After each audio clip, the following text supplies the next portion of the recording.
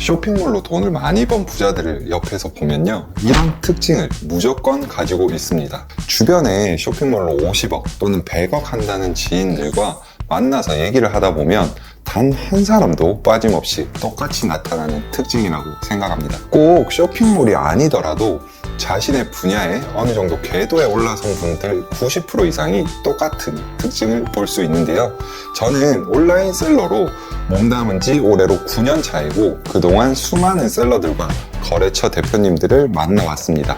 그래서 이 경험을 토대로 쇼핑몰로 성공하는 사람들의 특징에 대해 조금 더 현실감 있게 알려드릴 수 있을 것 같아 오늘 영상을 준비해봤습니다. 지금부터 말씀드릴 특징이 내 얘기인데? 라고 생각이 드신다면 곧 쇼핑몰로 성공하게 되고 부자가 될 좋은 징조라고 생각합니다.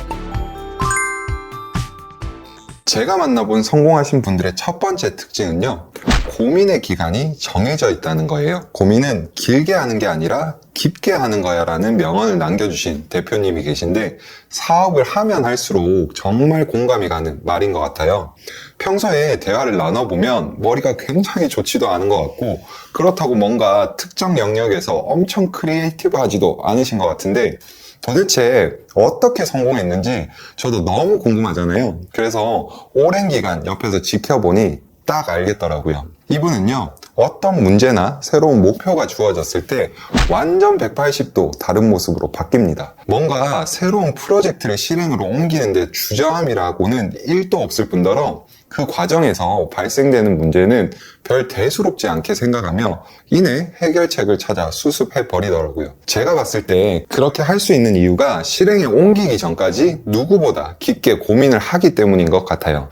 이 프로젝트를 진행함에 있어 득과 실을 철저하게 계산하고 어떤 부분이 부족하며 또 이를 어떻게 채워나갈 것인지 우리가 생각하는 것보다 훨씬 깊고 치열하게 고민을 하기 때문인 거죠. 다만 그 고민에 기한이 반드시 설정되어 있어 고민을 길게 끌고 가지 않는다는 거예요. 그들은 시간을 굉장히 중요하게 생각하기 때문에 정해놓은 기간까지만 고민하되 거기서 현재 할 수 있는 최선의 선택을 하고 나머지 시간에 대해서는 실행하는 데만 에너지를 쓰는 거죠. 이렇게 할까 저렇게 할까 고민의 대부분의 시간을 보내는 우리와는 정말 대조적인 모습인 거죠. 보세요. 우리는 해보지 않은 영역의 일에 대해서 생각보다 많은 스트레스와 공포를 느낍니다. 저 또한 그렇고요. 정말 좋은 기회임을 알지만 이걸 해야 되나 말아야 되나, 혹은 내가 잘할 수 있을까? 또는 실패하면 어떡하지? 뭐 이런 쓸데없는 고민을 하는데 내가 가진 시간에 8알을 씁니다. 뭐 좋아요. 그럼 남은 2알이라도 실행으로 옮기는 데 쓰면 되겠지만 이 또한 유튜브나 블로그 같은 걸 서칭하면서 다른 사람은 어떻게 했는지 찾아보는데 1.9알을 쓰고 겨우 남은 0.1알만 실행으로 옮기는데 이 또한 쓸까 말까를 고민하고 있는 거죠. 성공한 분들의 두 번째 특징은요, 주변에 셀러들이나 업무 관련된 거래처는 정말 많지만 친구가 없습니다. 매일 통화 목록을 가득 채우던 술 친구, 그리고 게임 친구들이 통화 목록에 찍히는 빈도수가 점점 줄어들게 되는데요. 이게 안타깝지만 사실이에요. 이게 무슨 말이냐면 성공하는 대표님들은 자신의 사업에 완전 딥다이브해서 몰입되어 있다 보니까 누구를 만나 대화를 나누건 간에 꽂혀있는 주제, 즉 사업 얘기로 계속 이야기를 끌고 가게 되는 거죠. 그렇다 보니 예전에는 게임 하던 친구들과 만나면 롤 얘기만 했었고, 회사 동료들을 만나면 월급 루팡 상사 욕만 주구장창하면서 밤새 떠들고 웃었는데 그런 얘기들이 귀에 안 들어오기 시작합니다. 어느 순간 비생산적이라는 생각이 들기 시작하면서 만남의 횟수 자체가 줄어들게 되는 거죠. 상대방 역시 똑같이 느끼게 되는 거죠. 만남에서 예전처럼 재미를 못 느끼게 되고 대화가 서로 통하지 않는다라는 걸요. 이때부터 오히려 셀러 모임이나 단톡방에서 대화하는 시간이 길어지고 좋은 조건으로 공급해준다는 거래처 사장님들의 전화가 술 사주겠다는 친구 전화보다 더 반갑고 기다려지게 되는 거죠. 그렇다 보니 세상의 모든 것들이 사업과 관련된 것들로만 해석되게 되고 이렇게 몰입하는 시간이 길어지게 되면 같은 관심사나 주파수가 맞는 사람들만 주변에 남게 되고 나머지 다른 사람들은 점점 거리를 두게 되는 것 같아요. 마지막 세 번째 특징입니다. 이분들은요, 운이 엄청나게 좋습니다. 아니, 좋아 보입니다. 삼자 입장에서 볼 때면 하는 일마다 또는 손대는 일마다 다 잘 되는 것처럼 보여요. 그 안에 수반되는 엄청난 노력과 숱한 실패, 그리고 좌절들은 당사자가 아닌 이상 잘 보이지 않죠. 옛말에 운칠기삼이란 말이 있잖아요. 저는 사업에 있어서는 반대라고 생각하는데 기세가 7할입니다, 여러분. 성공하는 대표님들을 만나보면 뭔가 엄청난 자기 확신에 나오는 아우라 같은 것들이 느껴지는데요. 자신이 하고 있는 일에 대한 강한 확신으로부터 없던 운이나 기회를 자기 것으로 만들어 간다는 거죠. 여러분들도 23년 새해를 맞이하며 각자 많은 다짐과 목표를 세우셨을 거라 생각합니다.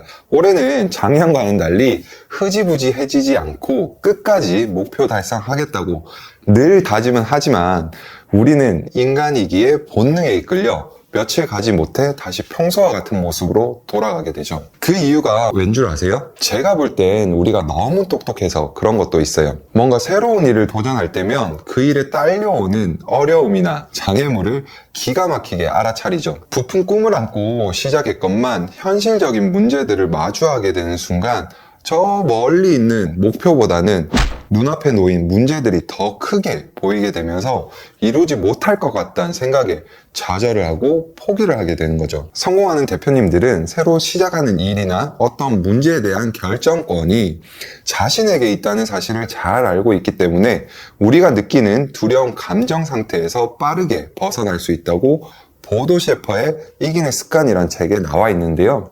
여기서는 가장 큰 위험은 문제 자체가 아니라 문제가 발생했을 때 갖게 되는 좌절과 공포라고 말합니다. 제가 만나온 성공하신 분들을 보면 이 책에서 말하는 사고방식에 거의 수렴된다고 보는데요. 간단하게 살펴보면 성공하는 사람들은 문제를 결코 최종적인 상태라고 여기지 않습니다. 문제를 볼 때요, 이건 내 의지대로 무조건 바꿀 수 있어 라고 믿기 때문에 해법을 모색할 힘이 있다는 거죠. 반면 자신의 문제를 불가역적인 최종 상태라고 믿는 사람들은 운명에 순응하고 포기해버리게 되는 거죠. 두 번째는요, 하나의 문제가 삶의 모든 영역에 영향을 끼치는 것을 허용하지 않습니다.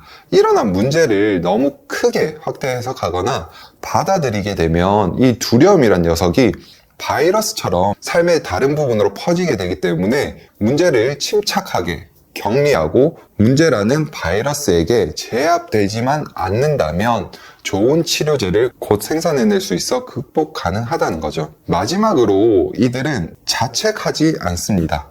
사업을 하며 만나게 되는 각종 문제들을 성장을 위한 도전이자 기회라고 여기고 자신을 더 강하게 만든다는 사실을 알고 있기 때문에 기꺼이 받아들이고 더 적극적으로 행동으로 옮겨 해결하는 능력을 키운다는 거죠. 자, 여러분, 2023년 새해가 밝았습니다. 올해는 세우셨던 첫 목표 그리고 이루겠다는 열정과 초심 잃지 않고 모두 이루는 한 해가 되셨으면 합니다.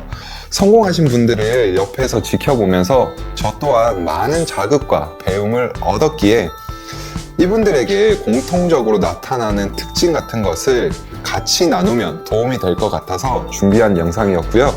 정리해보자면 고민의 기한을 정하고 자신의 사업에 몰두하며 자기 확신으로 문제의 정면으로 맞서다 보면 여러분들도 사업 성공으로 부자 되는 날이 머지않은 곳에 기다리고 있을 거라 확신합니다. 사업의 성패는 기칠 운삼에 달려있다는 거 명심하시고요. 올해는 다 같이 대박나서 부자 되셨으면 합니다. 네, 감사합니다.